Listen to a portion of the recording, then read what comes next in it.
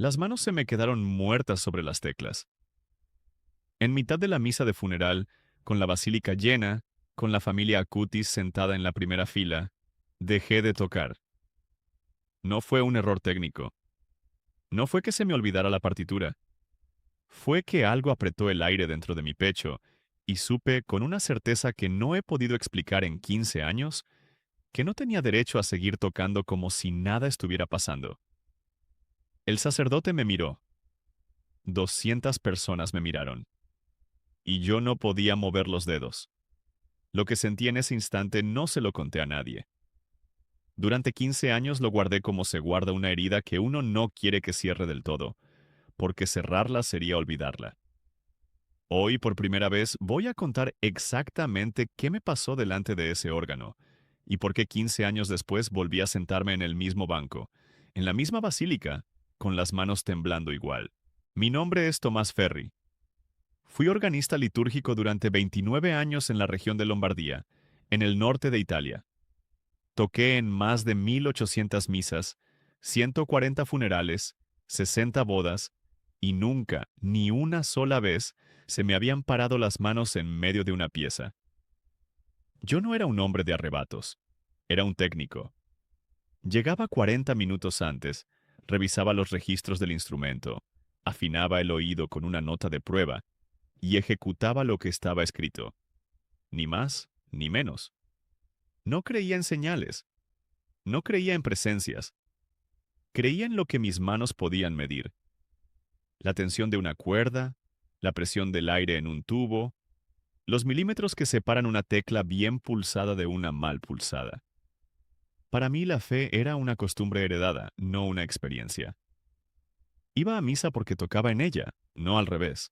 Y aquella mañana de octubre de 2006, lo que me detuvo no fue una emoción, fue algo que escuché, algo que no debería haber estado ahí, algo que, cuando lo entendí del todo, 14 años más tarde, me hizo caer de rodillas en un sitio que jamás imaginé volver a pisar. Hubo tres cosas aquel día que tardé más de una década en juntar. La primera fue que el sonido que escuché cuando dejé de tocar, y que no venía del órgano. La segunda fue lo que un hombre desconocido me puso en la mano a la salida de la basílica, doblado en cuatro, con la instrucción de no abrirlo hasta que lo entendiera por mí mismo. Y la tercera fue una frase que la madre de Carlo me dijo años después, en Asís. Una frase con una fecha y un nombre que en 2006 no significaban nada y que en 2020 lo significaron todo. 15 años callé. Hoy lo cuento todo. Llegué a la música por mi padre. Él afinaba pianos en Milán, y yo crecí entre martinetes y cuerdas, aprendiendo a oír la diferencia entre un La 440 hercios y un La ligeramente desafinado antes de saber leer. A los 19 entré al conservatorio. A los 23 ya tocaba el órgano en parroquias. No era un artista, era un artesano del sonido, y me bastaba con eso. Mi mujer, Lucía, decía que yo escuchaba la misa como quien revisa una máquina, atento a que todo funcionara, sordo a lo que significaba. No le faltaba razón. En casa teníamos un teclado pequeño junto a la ventana de la cocina, y por las mañanas yo repasaba registros mientras el café se enfriaba. Esa era toda mi devoción. Técnica, repetición, café frío. El encargo de aquel funeral llegó por teléfono, 3 días antes. Un párroco amigo me dijo que necesitaban organista para la misa exequial de un muchacho de 15 años, en una iglesia de Lombardía, antes del traslado del cuerpo. Acepté sin preguntar mucho. Un funeral más. Anoté la fecha, el repertorio habitual, las piezas de costumbre. No sabía quién era Carlo Acutis. En 2006 casi nadie fuera de su entorno lo sabía. Llegué 40 minutos antes, como siempre. Subí al coro, donde estaba el órgano, un instrumento de 2 teclados y unos 20 registros, viejo pero noble. Revisé el aire, probé los tubos graves uno a uno. Todo respondía. Saqué mi nota de prueba, un do central, y lo dejé sonar 3 segundos para calibrar el oído. Sonó limpio, perfecto. Desde el coro veía toda la nave. Empezó a llegar gente y siguió llegando y siguió.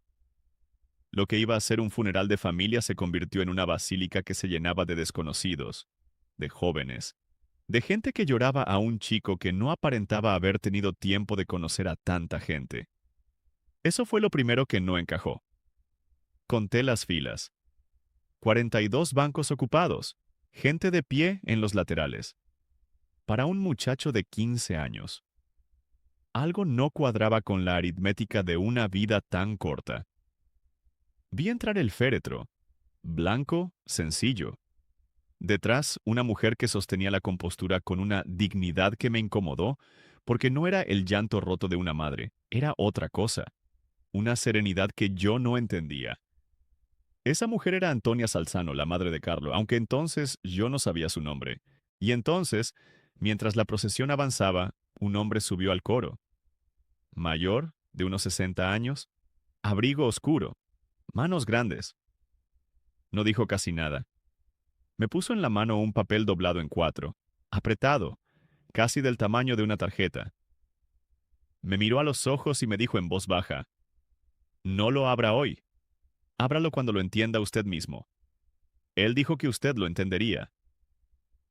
Y bajó las escaleras antes de que yo pudiera preguntar quién era él o qué se suponía que yo debía entender. Me guardé el papel en el bolsillo interior de la chaqueta, junto al pecho, pensando que era la petición de un loco. Tenía una misa que tocar.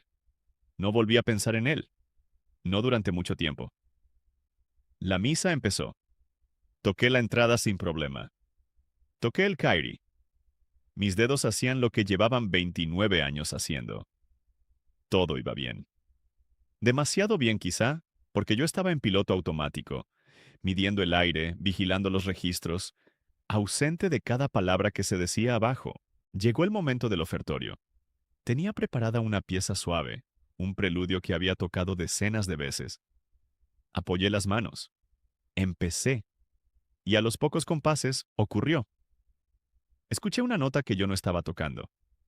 Al principio pensé que era un tubo que se había quedado abierto, un cifre, un escape de aire en algún registro mal cerrado. Es lo más común en un órgano viejo. Una nota fantasma que suena sola porque una válvula no sella bien. Lo conocía de memoria. Aparté las manos de las teclas para confirmarlo, y la nota seguía sonando. Un sol agudo, limpio, sostenido, sin vibrato, sin la inestabilidad típica de un cifre. Solté el primer teclado entero. Miré los registros, todos en su posición, ninguno descolocado. La nota seguía, un sol agudo que llenaba el coro y bajaba a la nave. Pensé en el motor del fuelle. Lo había revisado 40 minutos antes. Funcionaba. Pensé en una corriente de aire por una ventana abierta. No había ventanas abiertas en el coro. Y entonces hice lo único que un técnico hace cuando no entiende un sonido. Corté el aire. Bajé la palanca general del fuelle, la que deja al órgano completamente mudo. Sin aire, ningún tubo del mundo puede sonar. Es física elemental. Un tubo de órgano sin presión de aire es una pieza de metal muerta. El órgano se quedó en silencio. Todos sus tubos, mudos. Y el sol agudo siguió sonando. Ahí fue cuando mis manos se quedaron muertas sobre las teclas. No por miedo a equivocarme, por algo peor, porque acababa de comprobar con el instrumento apagado que el sonido que escuchaba no podía venir del órgano. Y si no venía del órgano, no tenía ni una sola explicación que mi cabeza de artesano pudiera ofrecer. Bajé la mirada hacia la nave y vi a la madre de Carlo, Antonia. Y ella, en ese instante exacto, levantó la cabeza desde la primera fila y me miró directamente al coro, como si supiera, como si esperara que yo lo escuchara también. El sacerdote se detuvo. La gente empezó a murmurar al ver que la música había parado en seco. Y yo seguía con las manos sobre un teclado mudo, escuchando un sol agudo que no debía existir. Hice lo único que se me ocurrió. Volví a subir la palanca del fuelle. Devolví el aire al órgano. Y cuando el instrumento volvió a respirar, puse el dedo sobre el sol agudo del teclado. Esa misma nota, para compararla. El tubo respondió. Sonó. Y era distinto. El sol que yo tocaba tenía el timbre nasal, metálico, de ese registro concreto del órgano. El sol que había estado sonando con el aire cortado era más limpio, más redondo, sin ningún cuerpo de metal detrás, como una voz, como alguien que cantara una sola nota muy alta y muy clara, sin esfuerzo, sin respirar. Anoté mentalmente la frecuencia aproximada por puro reflejo profesional. Un sol 5, alrededor de 784 hercios. Lo recuerdo porque pasé los años siguientes intentando reproducirlo en cada órgano que toqué, y nunca, en ningún instrumento, conseguí ese timbre sin metal. Conseguí terminar la misa. No sé cómo. Toqué la salida con las manos frías, ausente, y cuando bajé del coro, busqué al hombre del abrigo oscuro entre la gente. No estaba. Pregunté a dos sacristanes si lo habían visto subir. Ninguno había visto subir a nadie al coro durante la misa. Me dijeron que el acceso al coro había estado cerrado con llave desde antes de que llegara la gente, y que solo yo tenía permiso de subir. Toqué el papel doblado dentro de mi bolsillo, para asegurarme de que era real. Estaba. Lo apreté con los dedos. Y por primera vez en mi vida, sentí que algo me había buscado a mí, deliberadamente, en medio de una multitud. Esa noche en casa no le conté nada a Lucía. Saqué el papel, lo puse sobre la mesa de la cocina, junto al teclado de la ventana, y lo miré durante una hora sin abrirlo.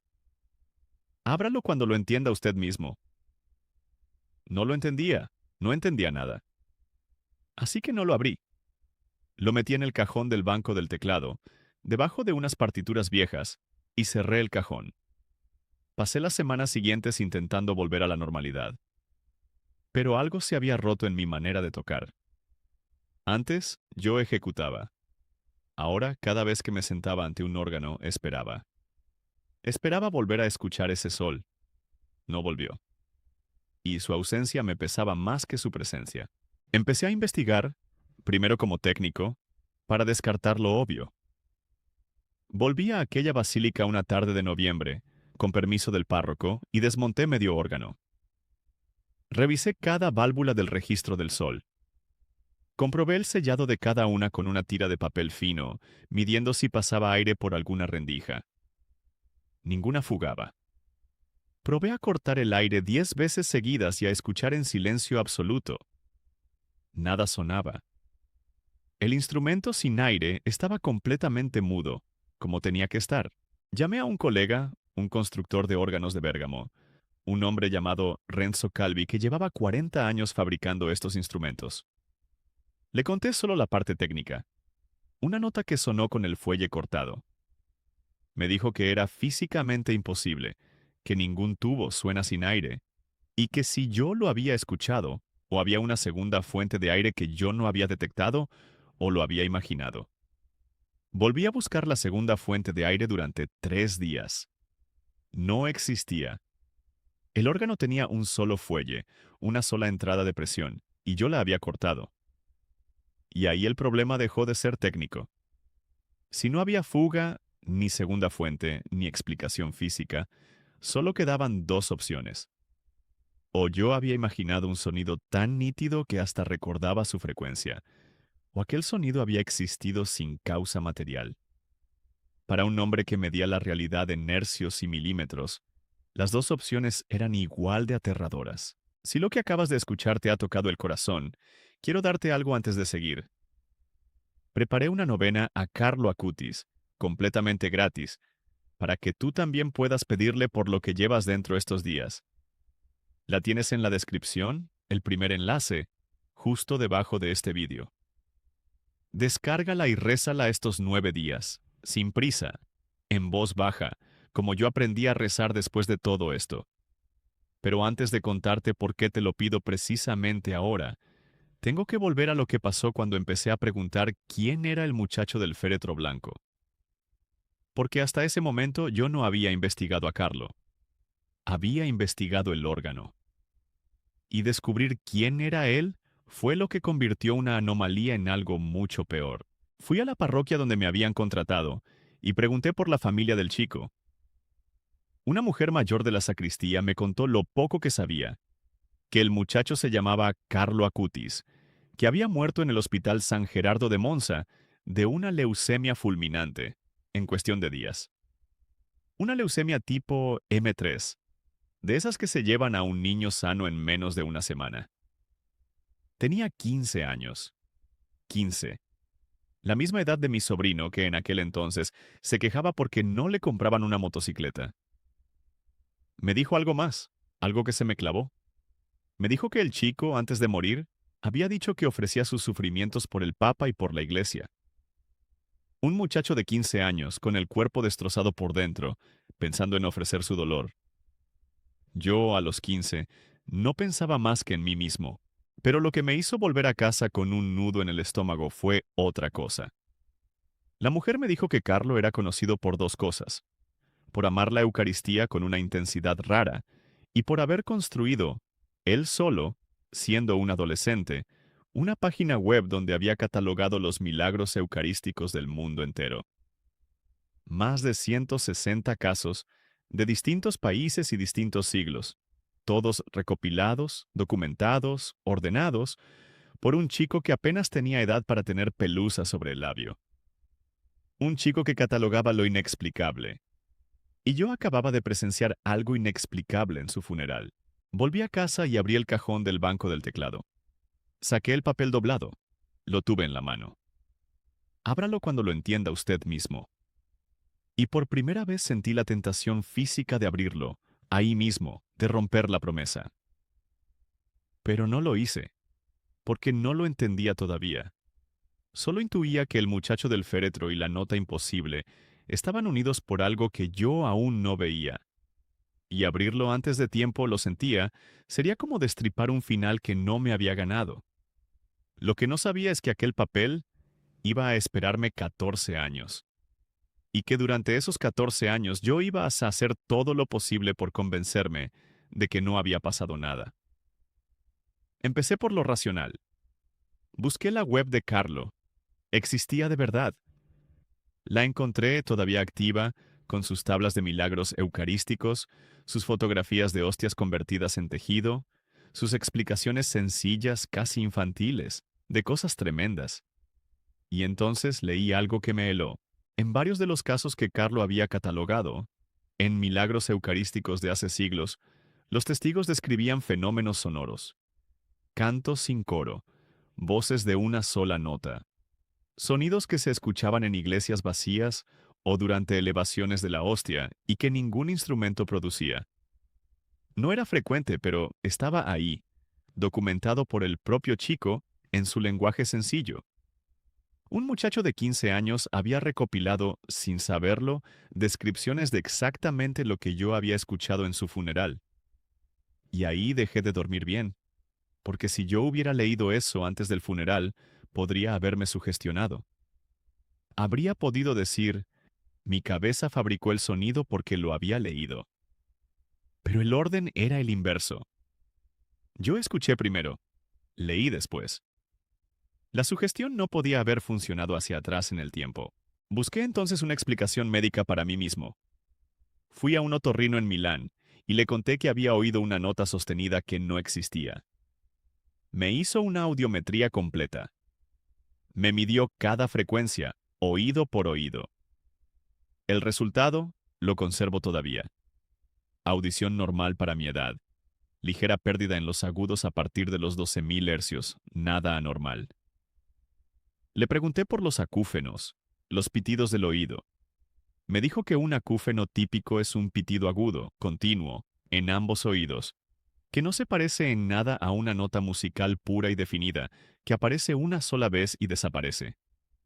Lo mío no era un acúfeno. No tenía nombre médico.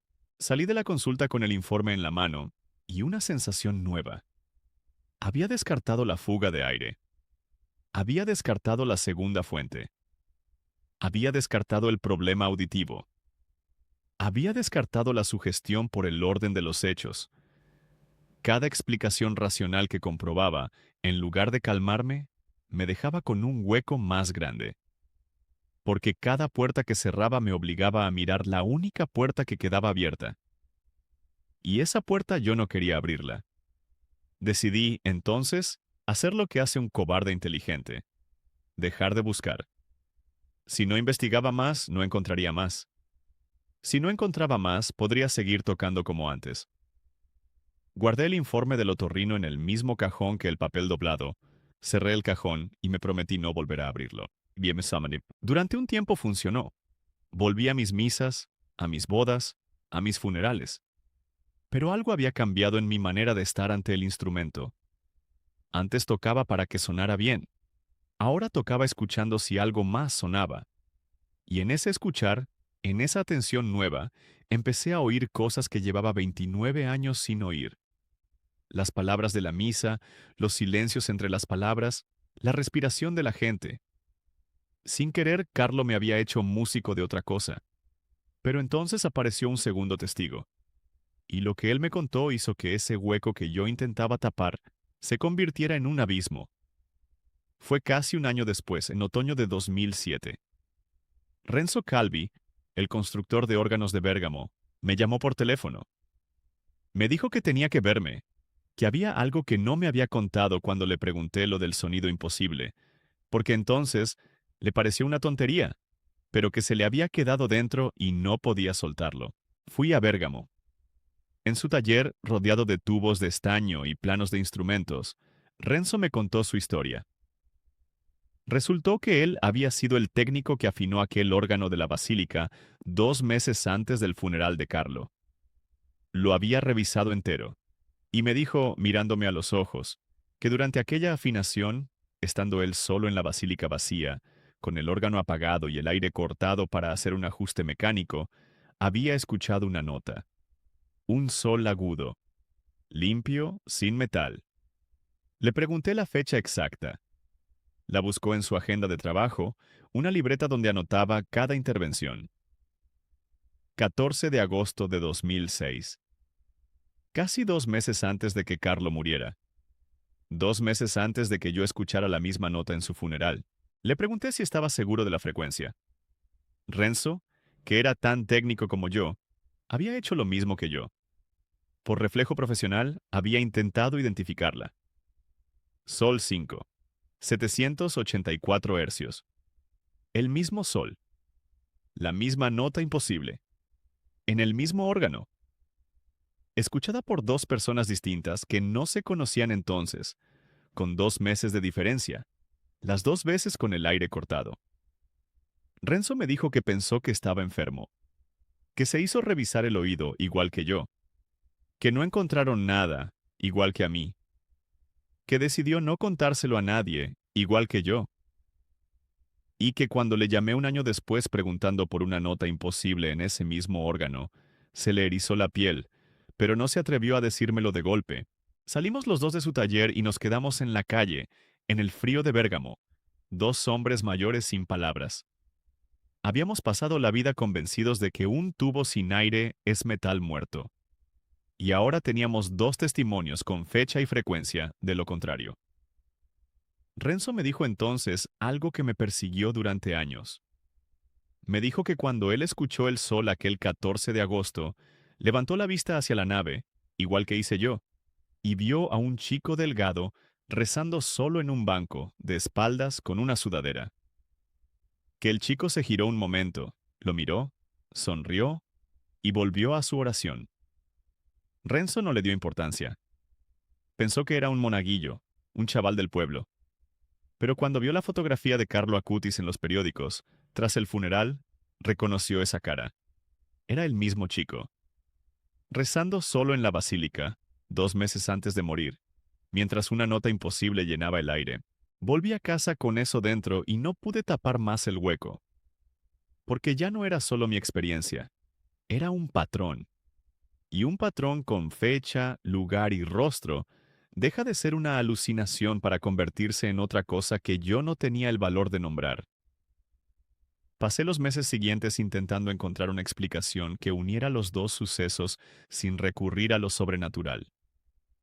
Pensé en una resonancia, que quizá la estructura del edificio en ciertas condiciones de temperatura y humedad generara una vibración a 784 hercios.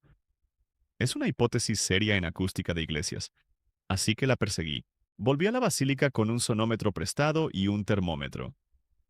Hice mediciones a distintas horas, a distintas temperaturas. En agosto, con calor, la temperatura interior rondaba los 24 grados. En octubre, el día del funeral, había estado alrededor de los 16. Si la nota fuera una resonancia térmica, debería haber variado con la temperatura. No tenía sentido que sonara exactamente igual. El mismo sol, a 8 grados de diferencia. Las resonancias estructurales cambian de frecuencia con la dilatación del material. La nuestra no había cambiado. Medí la reverberación de la basílica, alrededor de 4 segundos en frecuencias medias, normal para un edificio de piedra. Busqué frecuencias de resonancia propias del espacio golpeando suavemente las columnas y midiendo. Encontré modos resonantes alrededor de los 90 hercios, de los 140, frecuencias graves, propias de la geometría del edificio. Ninguna cerca de los 784. El edificio no podía producir por sí mismo ese sol agudo. Cada medición tachaba una explicación, y cada explicación tachada me empujaba hacia la única que me negaba a aceptar. Fue en ese punto, agotado, cuando recordé el cuarto detalle, el que había arrinconado.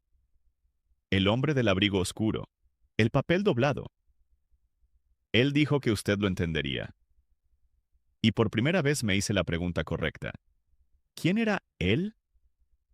Yo había asumido que el hombre hablaba de algún familiar, de alguien que organizaba el funeral.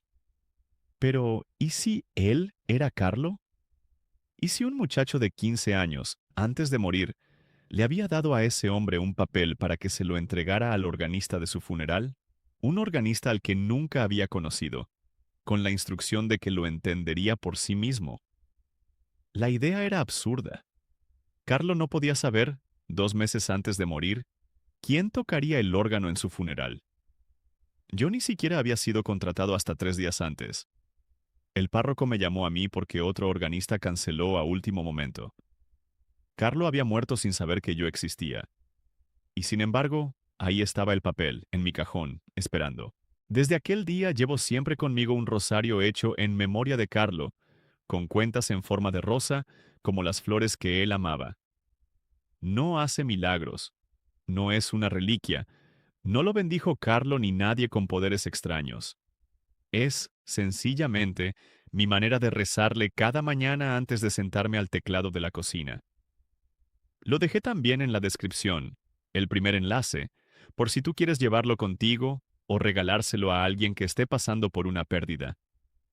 Es una edición limitada y llega a cualquier país. Pero lo que descubrí la semana siguiente, cuando por fin me atreví a buscar a la madre de Carlo, cambió incluso la forma en que rezaba con él. Porque hasta ese momento yo investigaba un fenómeno. A partir de entonces empecé a entender a una persona. Decidí escribir a la familia Acutis. Conseguí, a través del párroco, una dirección de correo para Antonia Salzano, la madre. Le escribí una carta larga, torpe, en la que le contaba que yo había sido el organista de la misa de funeral de su hijo, y que algo había ocurrido aquel día delante del órgano que no podía explicar, y que necesitaba saber si ella, que me había mirado en ese instante exacto, había sentido o escuchado algo.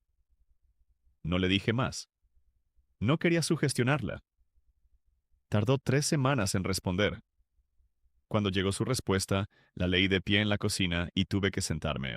Antonia me escribió que sí, que aquel día, en el momento en que la música se detuvo, ella escuchó una nota alta, sostenida, que pensó que venía del órgano, hasta que vio que yo había apartado las manos de las teclas y que el instrumento estaba en silencio. Me escribió que no se lo había contado a nadie porque pensó que era el dolor, que el dolor le había jugado una mala pasada al oído. Y me escribió una frase que no he olvidado. Cuando vi que usted dejaba de tocar y que el sonido seguía, supe que mi hijo estaba allí, despidiéndose a su manera. Carlo amaba la música del cielo. Decía que en la Eucaristía se escuchaba a los ángeles si uno se callaba lo suficiente. Que uno se callara lo suficiente. Yo me había callado, había dejado de tocar, y entonces lo escuché. Antonia me invitó a Asís.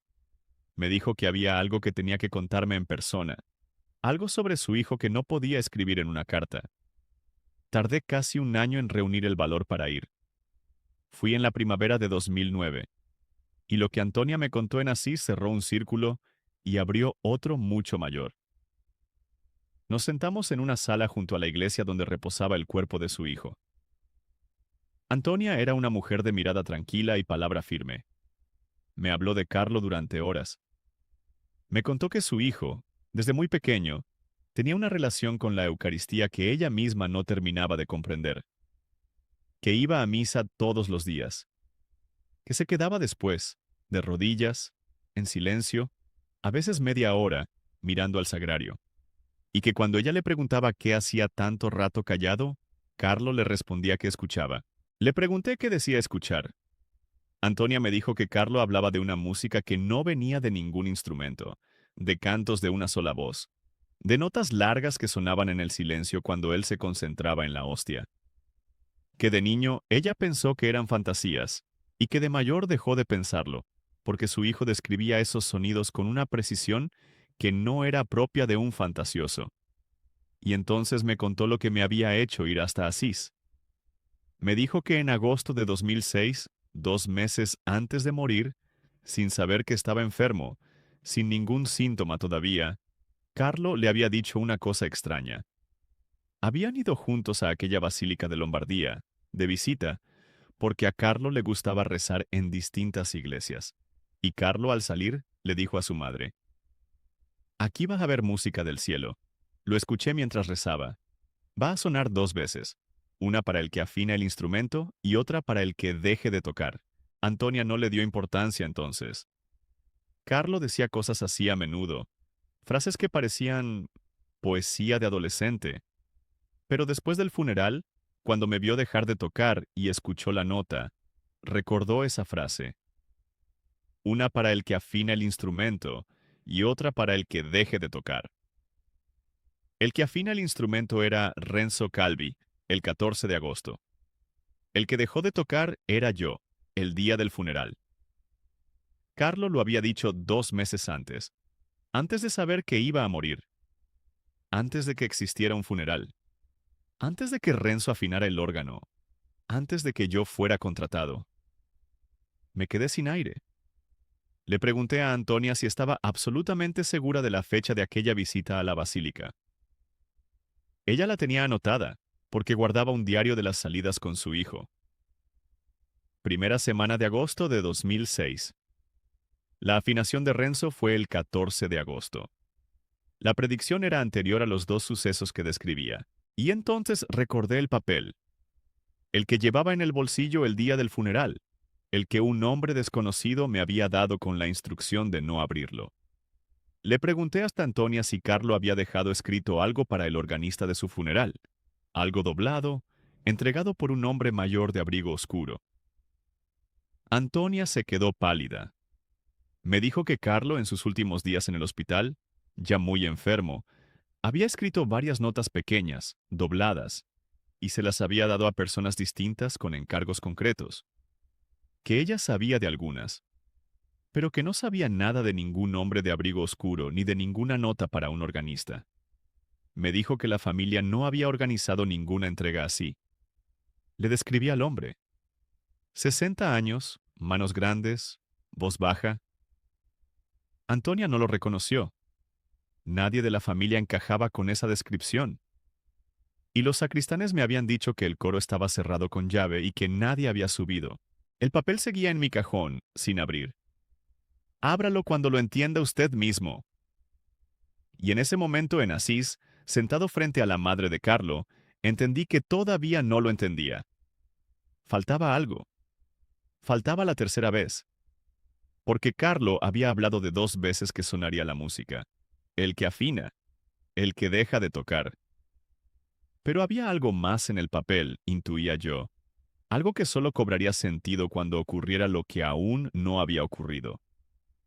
Volví de Asís con el rosario que Antonia me regaló, ese de cuentas en forma de rosa, y con una certeza incómoda. El papel no se abriría hasta que pasara una tercera cosa, y yo no tenía ni idea de cuándo, ni dónde, ni cómo. Pasaron los años. 11 años. Seguí tocando. Beatificaron a Carlo en octubre de 2020, y el mundo entero empezó a conocer a aquel chico que yo había despedido cuando casi nadie sabía su nombre. Vi en televisión cómo lo llamaban el santo de Internet, cómo su web de milagros eucarísticos daba la vuelta al planeta, cómo miles de jóvenes peregrinaban a Asís a ver su cuerpo, encontrado íntegro tras la exhumación de 2019. Y yo guardaba un papel en un cajón, sin abrir, durante todos esos años. A veces lo sacaba, lo miraba, lo apretaba entre los dedos. Pero algo me detenía siempre. La intuición de que abrirlo antes de tiempo lo arruinaría todo, como destripar el final de una historia que aún no había vivido del todo. Y entonces llegó el año 2020. Y llegó la pandemia, y conmigo el coronavirus. Caí enfermo en marzo de 2020, en plena primera ola, cuando Lombardía era el epicentro de la enfermedad en Europa y los hospitales se desbordaban. La fiebre me subió a 39 grados y medio y no bajaba. Empecé a ahogarme. Lucía llamó a una ambulancia que tardó 4 horas en llegar, porque no había ambulancias suficientes. Me llevaron a un hospital de Monza. Monza, la misma ciudad donde había muerto Carlo. El Hospital San Gerardo de Monza, el mismo hospital. No lo entendí en el momento porque estaba demasiado enfermo para entender nada. Pero cuando me ingresaron, en la confusión de camillas y batas y oxígeno, vi el nombre del hospital en una placa de la pared, y a pesar de la fiebre, algo dentro de mí se encendió. San Gerardo, donde Carlo había muerto 14 años antes, de una leucemia fulminante, ofreciendo su dolor. Me pusieron oxígeno. Mi saturación había bajado a 88%, luego a 85%. Los pulmones se me llenaban. El médico que me atendió, un hombre joven y agotado, me dijo que tenían que vigilarme de cerca, que la cosa podía empeorar muy rápido. Me dejaron en una sala con otros enfermos, separados por mamparas, todos jadeando, todos solos porque no se permitían visitas. Y aquella primera noche en el Hospital San Gerardo de Monza, con la mascarilla de oxígeno y la fiebre a 39, lo escuché otra vez. Un sol agudo, limpio, sin metal, sin instrumento. 784 hercios. La tercera vez. No había órganos en aquella sala de hospital. No había música. Solo el siseo del oxígeno y la tos de los enfermos. Y por encima de todo eso, una nota sostenida, redonda, como una voz que canta sin respirar. La reconocí al instante. La habría reconocido entre mil. Era la misma. La de Renzo. La de mi funeral. La tercera. Y entonces, tumbado en aquella cama, con los pulmones cerrándose, lo entendí. Una para el que afina el instrumento y otra para el que deje de tocar. Pero había una tercera, para el que escuchara por última vez. Carlo había hablado de 2 sonidos a su madre. El tercero, el que cerraba todo, estaba en el papel. Estaba en mi cajón, en casa, en Lombardía, y yo estaba en Monza, quizá muriéndome. Le pedí a una enfermera, con la poca voz que me quedaba, que llamara a mi mujer. Le pedí a Lucía que abriera el cajón del banco del teclado, debajo de las partituras viejas, que sacara un papel doblado en 4 y que me lo leyera por teléfono. 14 años esperando, y resultaba que yo no iba a ser quien lo abriera con mis propias manos. Pero ya no importaba. Por fin lo entendía. Lucía encontró el papel, lo desdobló y me leyó, por teléfono, con la voz temblando, lo que Carlo Acutis había escrito 14 años antes de morir, antes de saber siquiera que iba a morir. El papel decía: para el organista que dejará de tocar en mi funeral. Lo escuchará 3 veces. La tercera será cuando esté donde yo estuve, en Monza, y crea que se acaba. No se acaba. La música del cielo no es para los muertos. Es para los que aprenden a callarse y cállese y escuche. Va a vivir. Y cuando salga, vuelva a tocar por mí en Asís. Carlo. Monza. El nombre del lugar. Donde yo estuve. El Hospital San Gerardo de Monza, donde Carlo murió. Donde yo estaba ahora ahogándome. La predicción tenía lugar. Tenía nombre. El mío. el organista que dejará de tocar. Y tenía la indicación más imposible de todas. Va a vivir. Un muchacho de 15 años, en 2006, agonizando de leucemia, había escrito que un organista al que no conocía dejaría de tocar en su funeral. Escucharía una nota 3 veces, y la tercera vez sería en Monza, creyendo que se moría, 14 años después. Y había escrito que viviría. Lloré en aquella cama de hospital como no había llorado en mi vida.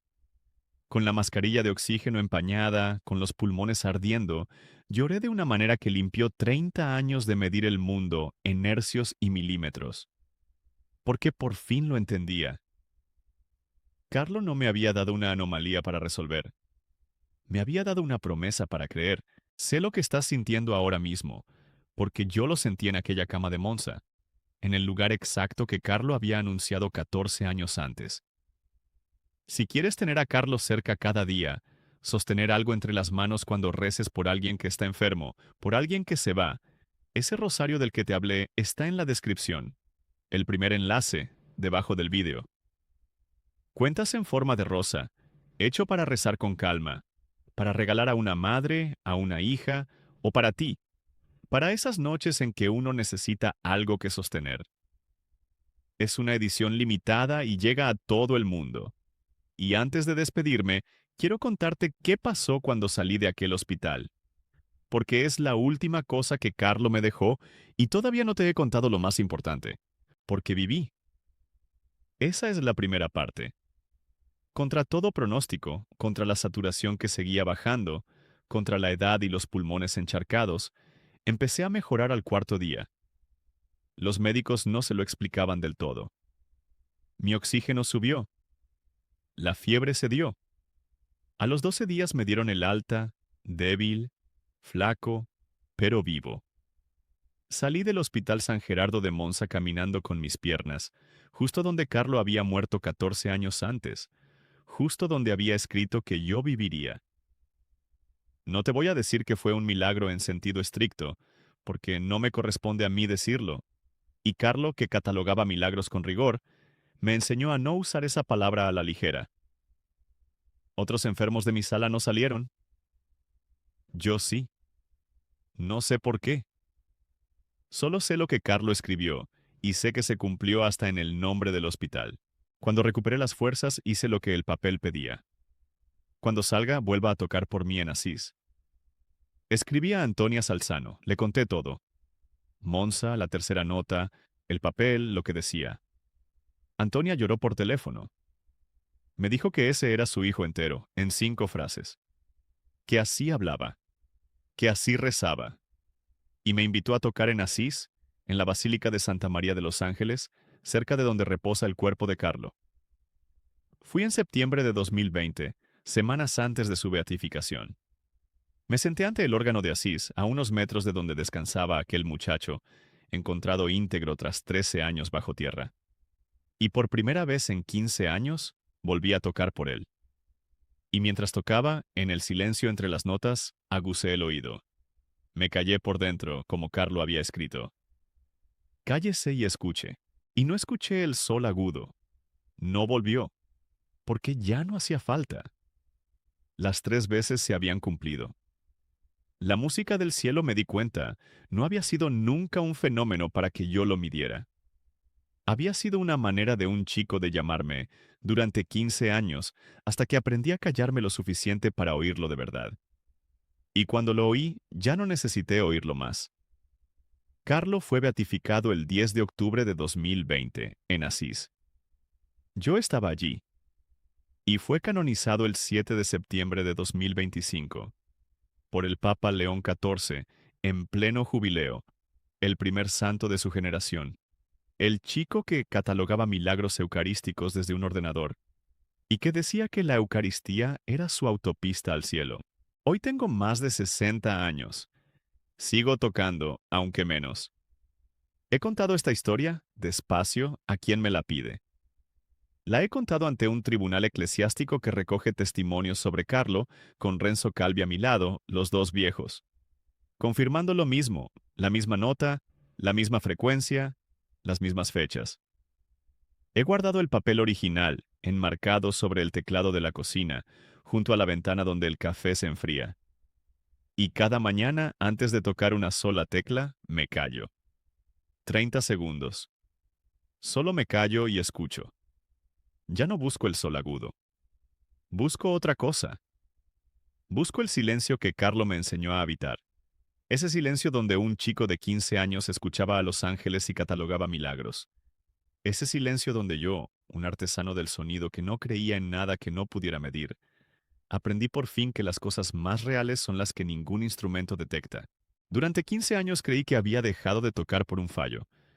Hoy sé que dejé de tocar porque alguien necesitaba que me callara para poder hablarme. Y solo cuando me callé lo suficiente, durante 15 años, entendí lo que decía. Si este testimonio te ha marcado tanto como marcó mi vida entera, te pido una sola cosa. Suscríbete y comparte este video con alguien que esté pasando por una pérdida, con alguien que necesite escuchar que no se acaba. En este canal seguimos recogiendo las huellas que Carlo dejó por todo el mundo, una por una, testimonio a testimonio. Y si quieres llevarte algo de esta historia, en la descripción tienes la novena gratuita para rezarle estos 9 días y el rosario de cuentas en forma de rosa del que te hablé. Reza, comparte y mantén viva su memoria. Carlo decía que la Eucaristía era su autopista al cielo y que en el silencio se escuchaba a los ángeles si uno se callaba lo suficiente. Las huellas del cielo están en todas partes. Solo hay que saber callarse para mirarlas.